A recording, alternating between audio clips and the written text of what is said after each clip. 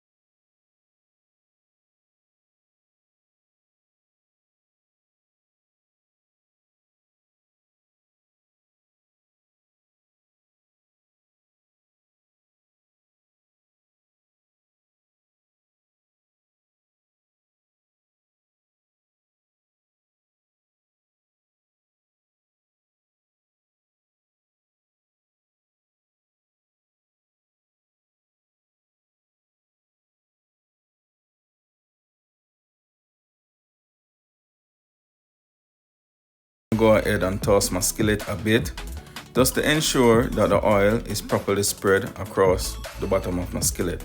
Also gonna make sure your oil is well hot, right? Just to get that proper golden crust. Alright, so now I'm gonna go ahead and add my steaks. And as you can see right here, my oil is hot, right? So you know I'm gonna get a nice crust. And I'm just gonna let it brown on each side, right, until it reaches an internal temperature of 145°F, and that's for a medium steak.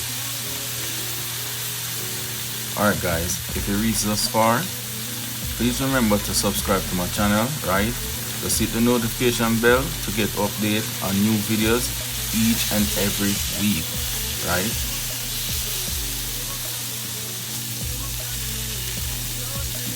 Also gonna ensure, right, that I get a nice crispy crust on the side as well.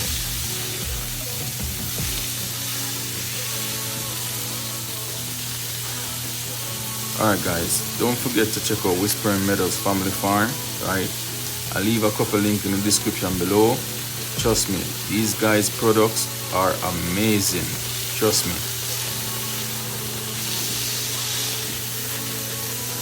Now my tenderloin steaks are ready, and I'm just gonna go ahead and take them out and let them sit for 5 to 10 minutes before I start cutting them. Alright guys, so now I'm gonna go ahead and turn my stove down to medium heat, right?